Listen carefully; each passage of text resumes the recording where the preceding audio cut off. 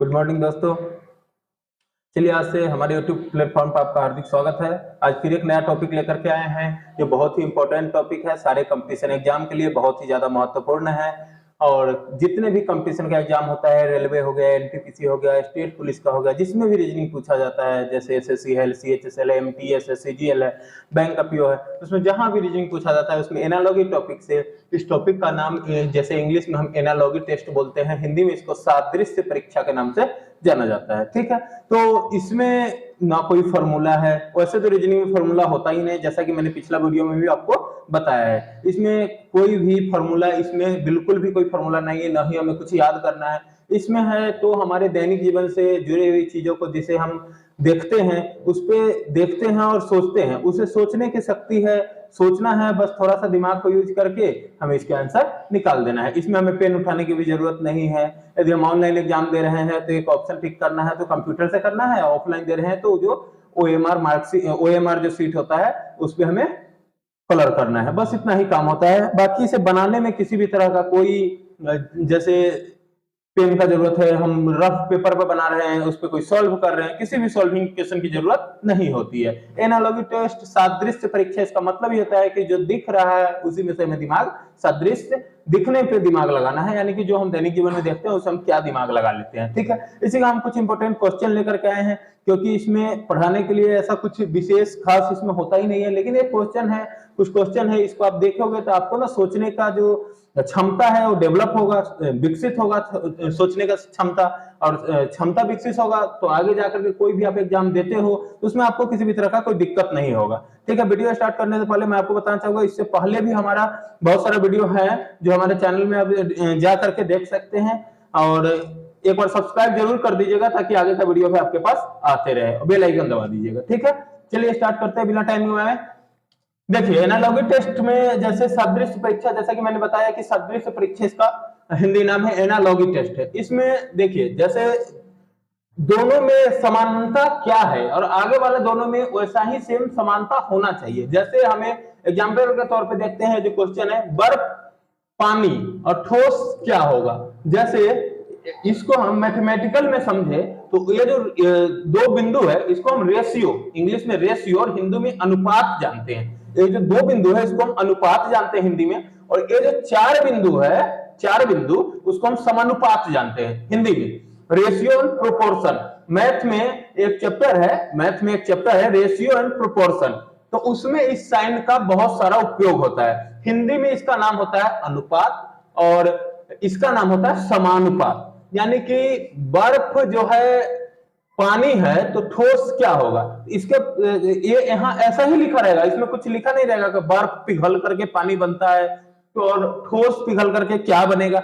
ऐसे हमें यहाँ दिमाग में हो जाना चाहिए, हमें दिमाग में आ जाना चाहिए, बर्फ पानी है तो ठोस क्या है, बर्फ क्या है, बर्फ भी एक कठोर पदार्थ है यानी ठोस है, बर्फ भी एक ठोस है, और यह पानी बन गया यानी कि मेल्ट हुआ तब जाकर के पानी बना है, और ठोस जो है ये भी मेल्ट होगा। मेरे दिमाग में तुरंत आइडिया क्लिक करना चाहिए कि बर्फ यदि मेल्ट होगा, बर्फ से पानी में क्या संबंध है, यानी कि बर्फ मेल्ट होगा तो पानी बना, तो इसी तरह ठोस मेल्ट होगा तो क्या बनेगा, मेरे दिमाग में आ गया। ये तो बहुत हल्का क्वेश्चन है, और ऐसा ही हल्का क्वेश्चन खुशी की बात है कि पूछता भी है आगे चल करके, यानी कि दिमाग में आइडिया क्लिक कर गया, बर्फ मेल्ट हुआ यानी पिघला तो पानी बना, इसी तरह ठोस पिघलेगा तो क्या बनेगा। अब बताइए, पहला ऑप्शन है पदार्थ, इसको साइंस से जोड़ दिया ऑप्शन देने में क्योंकि बच्चा कंफ्यूज हो, गलत। दूसरा ऑप्शन है द्रव्य। अब बताइए, बर्फ पिघलता है तो पानी बनता है, ठोस पिघलेगा तो क्या बनेगा, कितना फॉर्मेट कितना होता है, ठोस द्रव्य गैस, जानते हैं, तो ठोस पिघलेगा तो क्या बनेगा, द्रव्य। तो ये हमारा द्रव्य जो है ये हमारा आंसर हो गया। जैसे बर्फ पानी बना है वैसे ही ठोस हमारा द्रव्य बनेगा। ठीक है, वैसे तो देने के लिए तत्व भी दे दिया था क्योंकि ठोस भी एक तत्व है, तो इसलिए तत्व ऑप्शन में दे दिया था। वो बच्चों को कंफ्यूज करने के लिए, हम लोग को कंफ्यूज करने के लिए ऐसा दिया जाता है, लेकिन हम लोगों को दिमाग का कॉन्सेप्ट क्लियर रखना है, इससे कंफ्यूज नहीं होना है। यौगिक दे दिया है, घोल दे दिया है, सबसे ज्यादा कंफ्यूजन का जो शिकार होगा ना वो घोल दे दिया है, यानी कि कोई भी समझेगा ठोस है घोल है, घोल की हमें कोई जरूरत ही नहीं है, घोल किस चीज का घोल है, कैसा घोल है, उससे तो हमें मतलब नहीं है ना, हमें सीधा आंसर दिख जाना चाहिए, ठोस द्रव्य बनता है। ठीक है, आप लोग को उम्मीद करता हूं कि आप लोगों को समझ में आ गया होगा।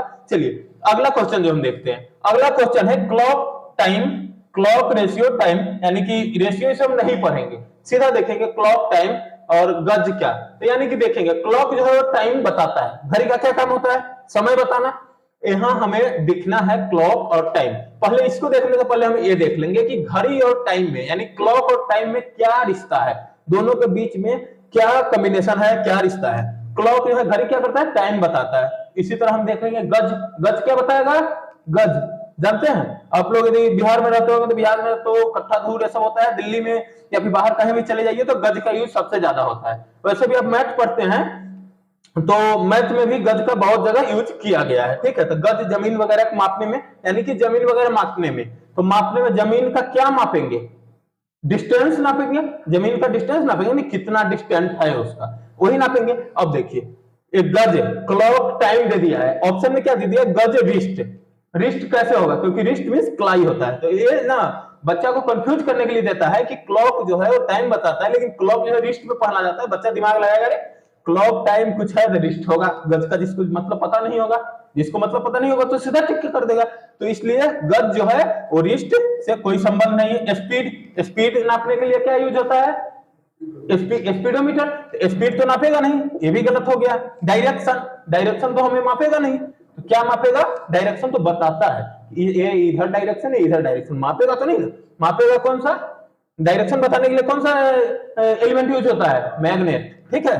तो डिस्टेंस क्या नापेगा, गज, डिस्टेंस, यानी कि ये हमारा करेक्ट आंसर हो गया। अब बताइए इसमें कोई फॉर्मूला है, किसी भी तरह का कोई दिमाग लगाने की जरूरत है ना, कोई फॉर्मूला है ना ही दिमाग लगाने की जरूरत है, बस हमें सोचना है कि इस दोनों में ये क्या है। हल्की सी रिलैक्स मोड में बैठे, एग्जाम हॉल में गए रिलैक्स मोड में बैठे, देखे कि अरे घड़ी और टाइम दिया, घड़ी टाइम बताता है, गज ये भी कुछ होगा, देखते हैं गज का मतलब आपको पता होगा, सीधा डिस्टेंस आंसर मार दिए, 2 सेकंड नहीं लगेगा आपको इसमें ऐसा क्वेश्चन सॉल्व करने में। और एक ऐसा नहीं है कि बहुत हल्का चैप्टर है, इतना भी हल्का होता है 1 से 2 नंबर का क्वेश्चन इसमें पूछता है। क्योंकि देखिए मैं आपको इसमें एक और क्वेश्चन है उसका चर्चा करेंगे, आप लोग खुद कंफ्यूज होंगे। कमेंट में क्वेश्चन हम पढ़ेंगे, आप लोग कमेंट में आंसर दीजिए हमें, आपको खुद पता चल जाएगा कि क्वेश्चन में थोड़ा ना थोड़ा जरूर होता है कि कॉमन सेंस यूज होता है, ठीक है। चलिए अब देखिए अगला क्वेश्चन देखते हैं। जिस प्रकार बी का संबंध डाउट से है उसी प्रकार एच का संबंध, ये अगले टाइप का क्वेश्चन है इसी एनालॉगी टेस्ट का है। लेकिन जैसे एक चैप्टर होता है एनालॉगी टेस्ट है, कोडिंग डिकोडिंग है, वैसे आप पढ़ोगे ना तो उसमें 4-5 टाइप्स होते हैं। तो एनालॉगी टेस्ट का ए अलग टाइप हो गया, ए अलग टाइप हो गया, ए अलग टाइप है एनालॉगी टेस्ट का, ठीक है।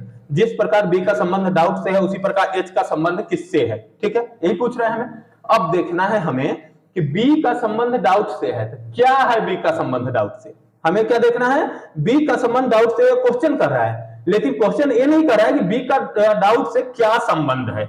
अब देखिए डाउट, डाउट वैसे स्पेलिंग इसका क्या है, डाउट, DOUBT, वैसे डाउट, इसको हमें बी यूज करेंगे तो एक गलत उच्चारण हो जाएगा, यानी कि बी क्या है, साइलेंट है। क्या है बी, साइलेंट, बी हमारा साइलेंट है, यानी कि डाउट में बी साइलेंट है। उसी प्रकार एच का संबंध किससे है, अब हमें ये देखना है, जैसे डाउट में बी साइलेंट है उसी तरह एच जो है ये चारों ऑप्शन में किस में साइलेंट है।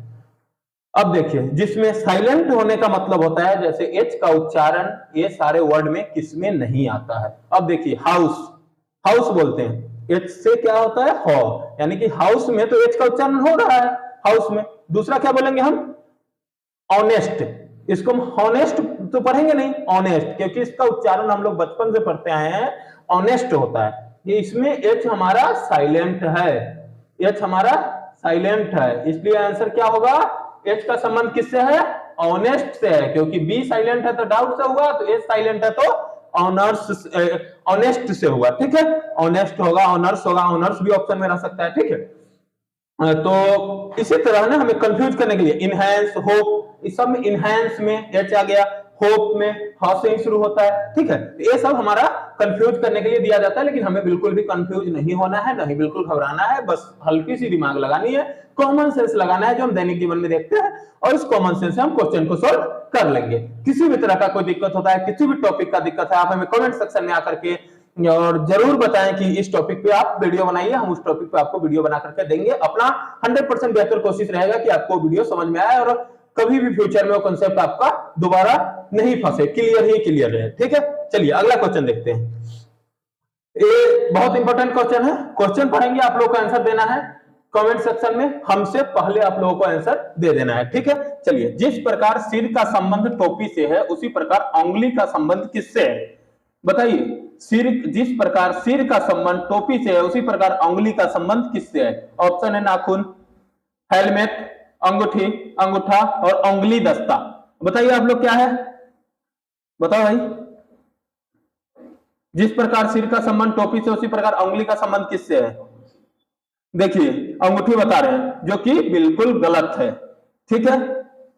अब बताइए, जिस प्रकार सिर का संबंध टोपी से है उसी प्रकार उंगली का संबंध किससे है? अब अंगूठी गलत हो गया तो अंगूठा बोल रहा है। अब बताइए, सिर का संबंध टोपी है, टोपी और सिर में क्या संबंध है?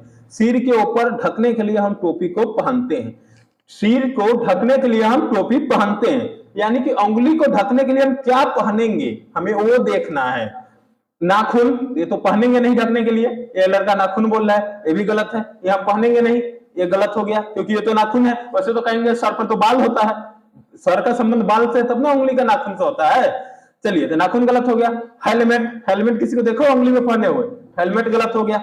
अब है अंगूठी, अब उंगली को अंगूठी पहनते हैं तो इतना सा होता है कि उंगली ढक जाता है उंगली से, अंगूठी से उंगली ढकता है, जैसे टोपी से सर ढकता है, जैसे टोपी से सर ढकता है वैसे अंगूठी से उंगली ढकता है? नहीं ढकता है। अंगूठा, अंगूठा तो एक उंगली का ही एक उंगली ही है, अंगूठा भी तो एक उंगली का ही पार्ट है ना, उंगली ही है, ये भी गलत हो गया। अब है उंगली दस्ता, उंगली दस्ता, उंगली दस्ता क्या है? नाम से हमें पता चला है उंगली को ढकने के लिए यूज किया जाता है, उंगली में पहनने के लिए उंगली दस्ता। आज के जमाने में आप लोग देखे होंगे जो पबजी उबजी खेलता है वो अंगूठा में ना ढकने के लिए ऐसे लगा लेता है, फिर ऐसे ऐसे धाय धाय धाय धाय पबजी खेलते रहता है, तो वो ना उंगली दस्ता का यूज करता है। यानी कि देखिए, मान लीजिए 1% आपको उंगली दस्ता का मतलब पता नहीं है, ठीक है, हमें देख लेंगे नाखून तो इसमें कुछ संबंध ही नहीं रखता है, ना हेलमेट उंगली में हम पहन सकते हैं, ना अंगूठी से हमारा उंगली ढक सकता है, ना अंगूठा से हमारा उंगली ढक सकता है, तो ढकेगा किससे? उंगली दस्ता से। ये बहुत इंपॉर्टेंट क्वेश्चन है, बहुत बार पूछा गया है बहुत सारे एग्जाम में,